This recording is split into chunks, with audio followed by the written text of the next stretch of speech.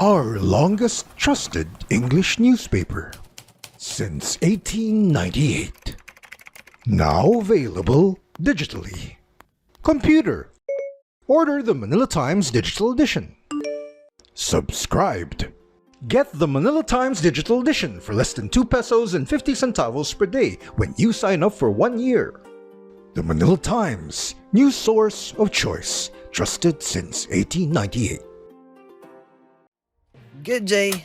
Thank you for lending an ear to the Voice of the Times for Friday, May 20, 2022. For today's editorial, this early, Marcos must learn to walk tightrope. President-elect Ferdinand Marcos Jr. and China's President Xi Jinping engaged in a cordial banter during their phone conversation last Wednesday. Xi called Marcos a builder, supporter, and promoter of the China-Philippines friendship.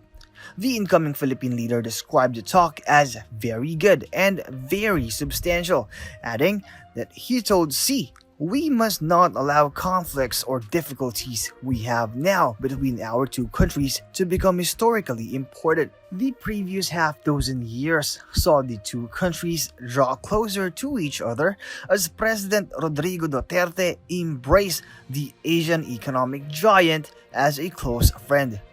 She reciprocated by including the Philippines in China's Belt and Road Initiative and grand plan to pour $90 billion in Chinese foreign direct investments to developing countries. The initiative contributed to the success of Build, Build, Build, the Duterte administration's centerpiece infrastructure program.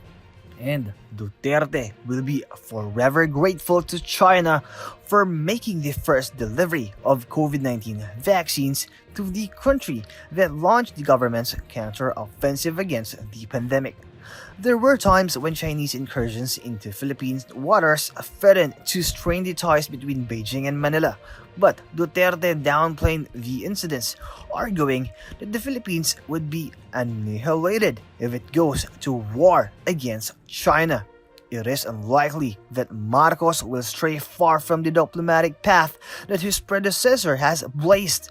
Early on in the campaign, he made it clear that he too does not want to risk a war with China, and that Duterte was going about the right way in dealing with the superpower. But Marcos must also be sharply aware of the geopolitical shifts that are rumbling in the Indo-Pacific theater, where China's ascendancy is being challenged by a US-led security alliance.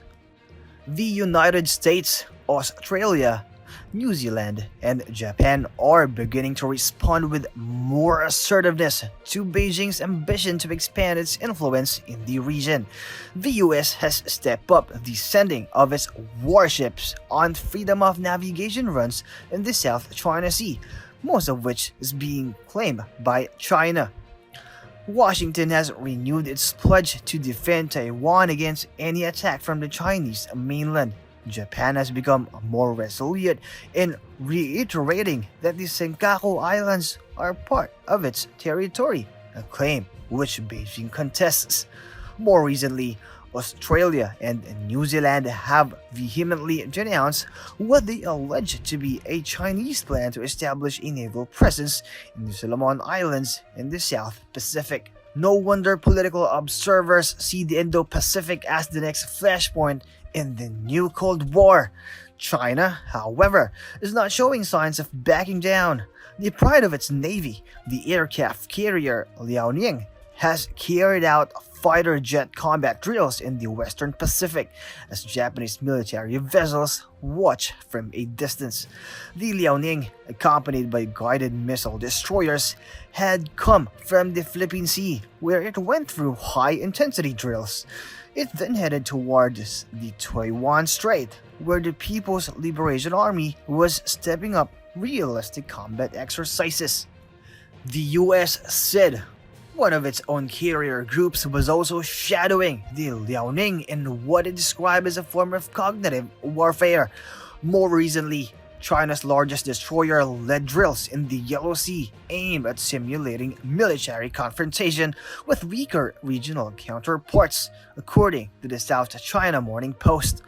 This is the new reality that Marcos must be ready to face once he takes over the reins of government. During his chat with Marcos, Xi pointed out that China and Philippines have worked together for common development and established a comprehensive strategic cooperation relationship. Marcos must also hear the sentiments of the Western Bloc, know what their vision for the Philippines is. The bottom line, however, is to ensure from all sides a guarantee to preserve peace and stability in the region. Diplomacy sometimes entails walking the tightrope. This early, Marcos should start learning how to keep his balance. And that's the editorial for Friday, May 20, 2022.